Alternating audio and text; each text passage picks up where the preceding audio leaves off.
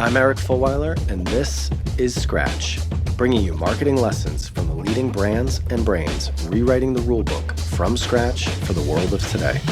Hey everyone, very special live edition of Scratch. This is from our recent Sessions event in London, and I had the pleasure of talking to Phoebe Corcoran, who is the brand and communications lead for one of the UK's, and actually now more globally, hottest, fastest growing social networking apps in Peanut. Really interesting conversation with Phoebe. I'll have to say, first and foremost, she's doing everything that she's doing. You'll hear it in the interview. We talk about some of the campaigns they've done, how they drew out the insight, how they activated them. There's 2 people on the marketing team. So it's really incredible how, we talk about challenger brands being able to punch above their weight. Ironically, given the name, no more so than Peanut. So some really interesting stuff in here. If you are a mom, you probably have heard about Peanut. I had not, but my wife had. And now I am definitely turned on to everything that they are doing from a marketing perspective, because they are definitely one of the success stories coming out of London, and I'm really excited to watch what they do. So without further ado, please enjoy my live conversation with Phoebe Corcoran of Peanut. All right, we are live. This is our first live Scratch recording. Wow, no pressure. Phoebe, really appreciate you making the time. So we're gonna have a chat about Peanut, and I'm really excited. I will say, I did not know about Peanut. But as I said to somebody earlier, that might be because your marketing is extremely well targeted. I take that to be a good thing. Yeah, exactly. But my wife and most of the women that I've asked since I have come across Peanut have heard of you. So you're doing something right. All right, before we get into it, there's an icebreaker question that we ask every guest, which is, what is your favorite challenger brand right now and why?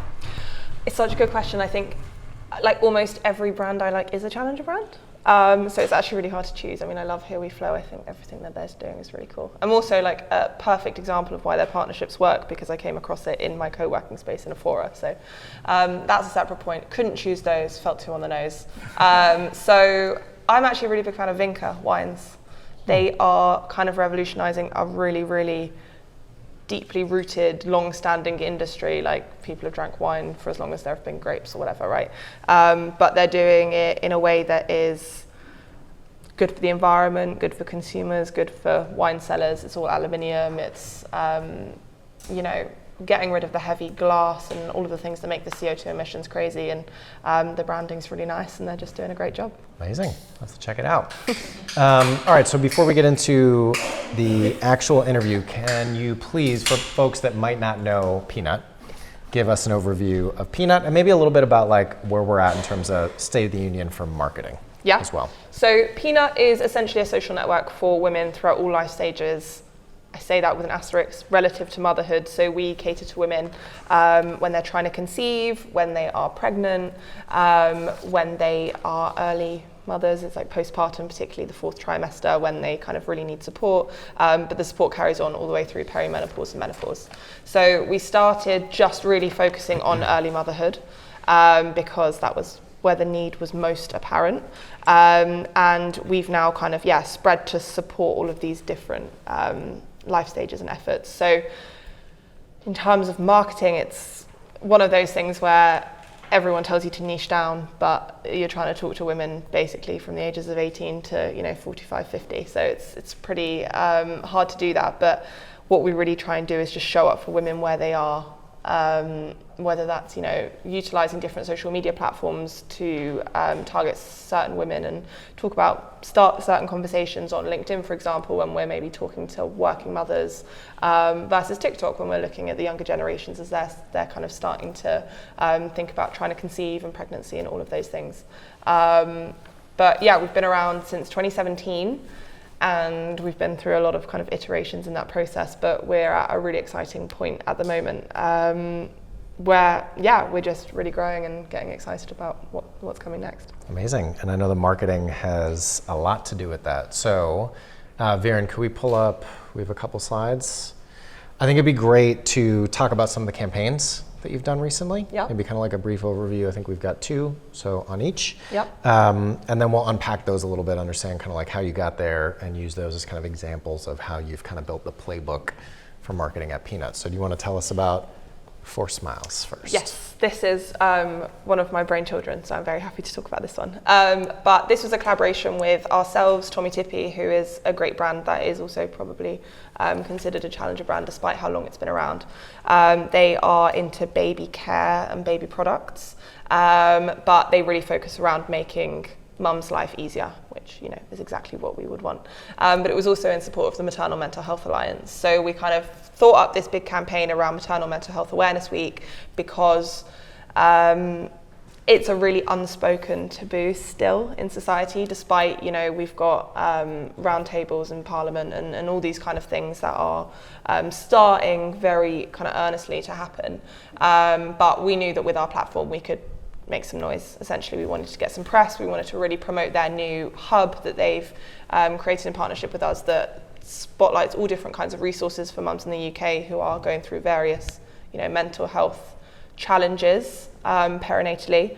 It was kind of a twofold campaign. We took to the streets of London and we took over statues of mothers and we stuck a big yellow obnoxious smiley face on them because the women in our community told us that that's how they felt a lot of the time. They were plastering on this smile that maybe hid the true reality of what they were going through, whether it's psychosis, depression, loneliness, all of these kinds of things. So that was really an opportunity for us, we thought, to kind of get some press and get the conversation going. And then we also had a kind of public library pop-up in Speaker's Corner where we had all of these brilliant pieces of art and we superimposed actually just full on just stuck on the fake smiles to really show that this has been a situation that's been the reality for mothers across generations, centuries. And we had a great time doing it, I think is probably fair to say. It's always nice when you can do something that feels like a really big brand or marketing effort but has such a clear purpose behind it to actually alleviate pressure or break stigma. I know we heard a lot about that with Flow before, but we had a really clear goal. We wanted to draw awareness to an unspoken experience that our users had, and we did it. It was fun. It was great. Amazing. And then let's touch quickly on the Invisible Mothers campaign as well. Yes. So Invisible Mothers was my first campaign at Peanut, an amazing experience. But this really was an opportunity for us to reflect experiences that our users were telling us they were having back at them and back at society at large. So the invisibility that we talk about is kind of twofold. It's the invisible load of motherhood and the kind of emotional and, in many cases, physical work that mums do that go unnoticed and unspoken. And it was also the invisibility that they feel while they're going through major life changes or situations, and society basically just, puts its blinkers on and said, I don't recognize you anymore, or I don't cater to you, or I don't speak to you. So we had a range of experiences from trying to conceive and the invisible struggles of IVF for a working woman who doesn't know whether to tell their employer that they're trying to conceive and then be penalised, or not come up with not be put up for promotion, for example, or a mum of two who is breastfeeding, exhausted, making the whole world spin for her kids and her partner and her world, but not feeling respected or understood in society as a woman in her own right.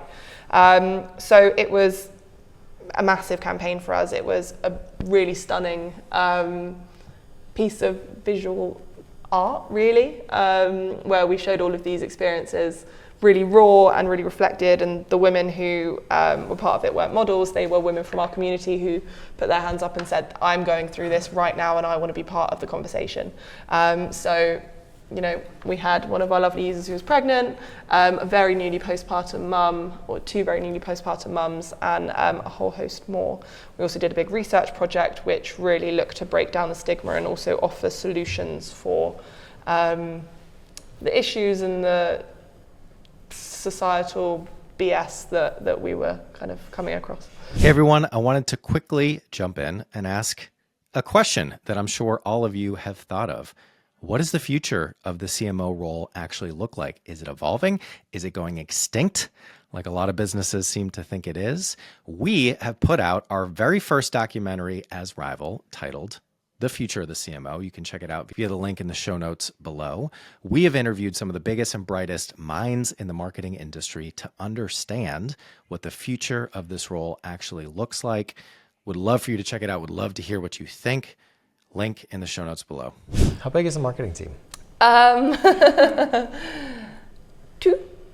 How do you do something like this and something like this consistently? Because we just pulled out 2, but y'all have, I mean, I put you in the kind of the same category as Here We Flow, which it's like, how do they continue to kind of deliver hits on the marketing front and with 2 people? Yeah, it's kind of one of those things I think that a lot of startups can say, that everyone's super opinionated, and I'm constantly going to our head of product or our front end engineer and I'm going, that's not good, we should change that, or they're going, okay, well this isn't funny or whatever on social. But we focus group, and while they're not marketing specifically, they still have insights, and they still will build us a website in 2 days time because we need it. So we definitely work really, really collaboratively, but the ideas are not our own. Fundamentally, they are the ideas of our users and our community. We just kind of put whatever tiny bit of budget we have behind them and try and reflect them in a really good way. Yeah, we always talk about, it's interesting, we talk so much about challenger brands and we very rarely actually define what they are. And obviously the connotation and who we usually talk to are kind of like startups, disruptors, category creators, et cetera. But really what it comes down to is like, how do you engineer outsized impact with every hour that you put in and every dollar that you put in to marketing to be able to, and I think Susan even said it in her talk, like, punch above your weight in a way. So you're clearly doing that. So going back to the campaigns, I think great marketing starts with a great insight. So what's the process that you're going through to kind of identify these insights that then turn into the campaigns? Yeah, I mean, literally everything we do that's good, it is because it's come from really rich insights. We always kind of think of our users and our community as more kind of co-creators with us rather than, focus groups or anything like that. We like to involve anyone who provides insight. We like to involve them all the way through. So there'll be our case studies for press if we start pitching it. There'll be our models if they're up for it. They'll be, involved in the creation of a campaign from start to finish. But speaking about Invisible Mothers specifically, I would say was an interesting one because it really started on social. And we noticed that, the posts that were really performing were speaking to default, parenthood, invisible load, all of these kind of areas that we touched in the campaign. They were skyrocketing in engagement and shares, and it was clear that it was really resonating. So we then thought, okay, that's clearly something that has been coming up frequently enough that it's got legs, let's look into it a bit more. Started looking in the app where we, first and foremost, we're a tech company, so the one thing we can do is go, right, I need to figure out if people are talking about this and at what scale. Very happily had our thoughts super validated by, millions of women around the world, which is always a good thing. And it snowballed from there. We always start with qualitative and quantitative data research within the app. So we had, I think, something like 5,000 women come forward to listen to us and tell us their stories and experiences and insights for this particular campaign. And we literally just drummed it up from there. Drummed it up. Made it up as we went along, and we're very happy with the results. Yeah, there is something to that, because the next question I'm going to ask is like, it's not really process, but it's like, how do you choose the good idea and the bad idea? But I think there is something to the drummed it up. Like, again, we had the benefit of talking to startups, big companies, working with startups, working with big companies, and it's really interesting just to see the contrast. And there is something, and I think an advantage. You have to be good, at it, but there is an advantage to just like, yeah, we're gonna go figure it out, as opposed to like, here's the process, and everything needs to flow through like this, and we need a brief that's like that, and like, then we got to bring these people in, and it's interesting. So to that point, how do you must have so many insights, so many ideas. As marketers, we all know that everybody's got an opinion and idea about marketing. Some of them are good, some of them aren't. I'm always curious with brands like yours that are able to, again, like consistently deliver these hits, how do you choose the right ones? Or maybe you don't always, maybe there are some that didn't make it onto kind of the case study slides, but how do you figure out which ideas you're gonna run with? There aren't, they're all brilliant. That's your secret. No, I think you're totally right. And when there's a lot of process involved and you've got 9 to 12 months lead time on the kind of ideation to the execution of a concept, it's probably not going to resonate anymore, or it's got to be really, really strong to still resonate. We are lucky that we're so small in the sense that we can activate really, really quickly. And, Invisible Mothers, probably from the moment we realized what our idea was to, landing press in the Times or wherever, was probably 2 to 3 months in its entirety. So we can be on the pulse, which I think is really, really good. But we test. We're a tech company. All we do is test all day long, and we test messaging, we test angles. We kind of are so lucky that we have, hundreds of thousands of women who are super engaged and are willing to lend an ear and go, that's it, or that's exactly how I feel, or I don't really see myself reflected in this. And they inform everything we do. So it is listening, and it's active listening. And obviously, what I might think is a brilliant idea, I then have to hold my hands up when not every single woman on the app chomps at the bit and goes, yeah, that's brilliant, even if I want them to. I have to listen and say, okay, well, maybe it's not the time for that, or maybe it wasn't as good as it felt when I thought of it at 3 a.m. But it is the cliche listening. It's the only thing you can do that proves that a human actually wants to hear it or see it or feel it, rather than ChatGPT prompts telling you that this is definitely the idea. Hey everyone, just another quick interruption. If you're listening to this podcast and you're not already part of our AMP community on WhatsApp, would love for you to get involved. So AMP is a community that we started at the beginning of the business, really, just to kind of bring together some of the interesting people that we were talking to, the marketers that we were coming across, many of whom have been on this show as well. And so now AMP is about 300 senior marketers from around the world, from various categories, different stages, challengers, incumbents. And it's really a place where people can share questions, can share resources, can make new connections, can use folks as sounding boards. And for those that are in it, it is a very vibrant community. It's really taken on a life of its own, which is amazing. So if you're listening to this and you want to get involved, please go to our website, weareRival.com. There you can find the application form or reach out to me or someone at Rival directly. Thanks so much. I'd be curious, I'm going to ask you a question that's not on the script, which is hopefully okay.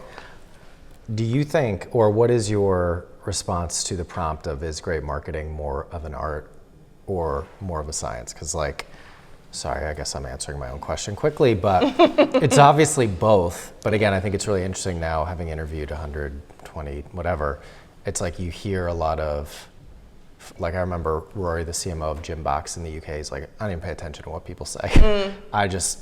We come up with ideas and we go do them, and sometimes they're not, it's just so art idea led. Yeah. The Henry Ford, if I asked people what they wanted, they would have said a faster horse. Mm-hmm.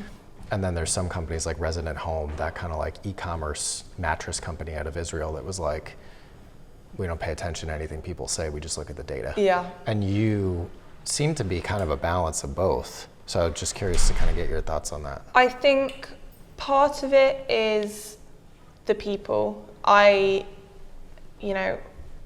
was super creative, and then when I did econometrics, so totally just flipped that on its head and did something really, really boring, but absolutely loved it.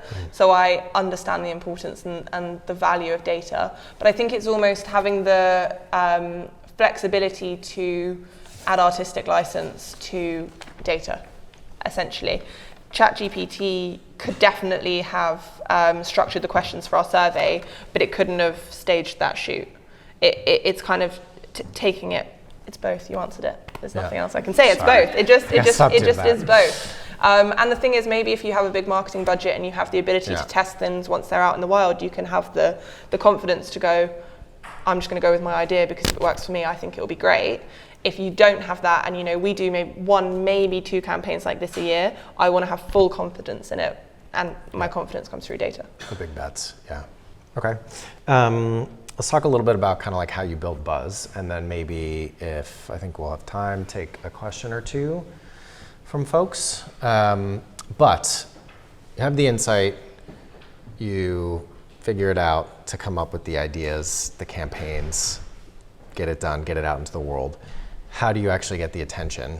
You've obviously got a pretty engaged, passionate community that you built around the brand and the business. I know you all have done maybe more than most businesses of your size and category when it comes to out of home. So I guess strategically, how do you think about kind of making sure that these ideas get the attention that they deserve, and more importantly, that's going to drive the growth of the business? And then are there any kind of like specific tactics that you use more of or steer away from? Yeah, I think it's so multifaceted, and we kind of, on launch day or in the weeks before, when we're doing a big campaign like this, we think about how best we can fire on all cylinders. And if I kind of touch off out of home, I think it's expensive and it's flashy and it's probably not the right idea for every situation.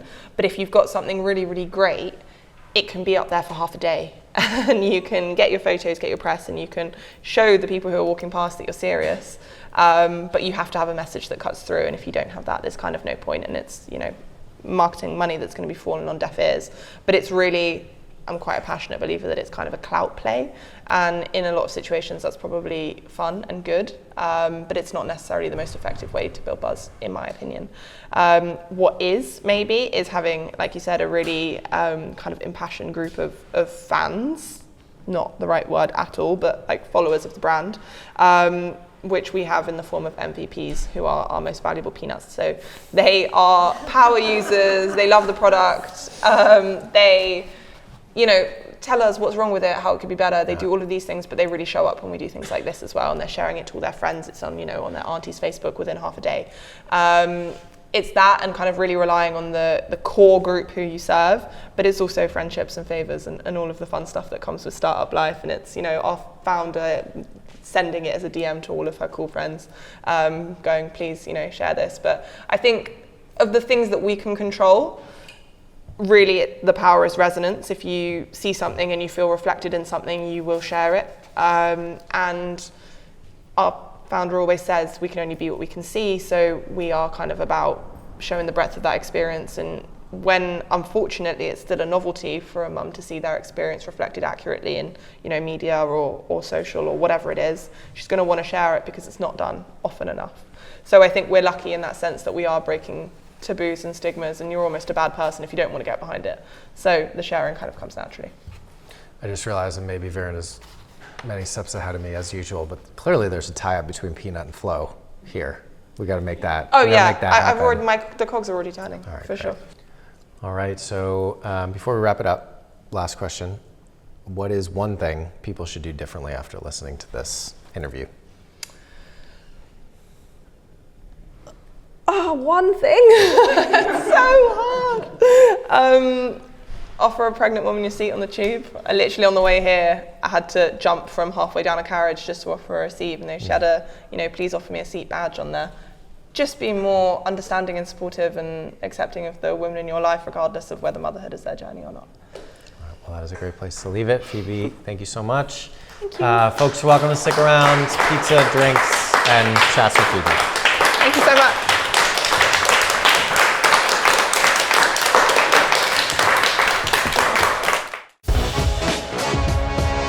Scratch is a production of Rival. We are a growth consultancy that builds challenger brands, strategies, and capabilities to disrupt categories. If you want to learn more about us, check out wearerival.com. If you want to connect with me, email me at eric@wearerival.com or find me on LinkedIn. If you enjoyed today's show, please subscribe, share with anyone you think might enjoy it, and leave us a review. Thanks for listening, and see you next week.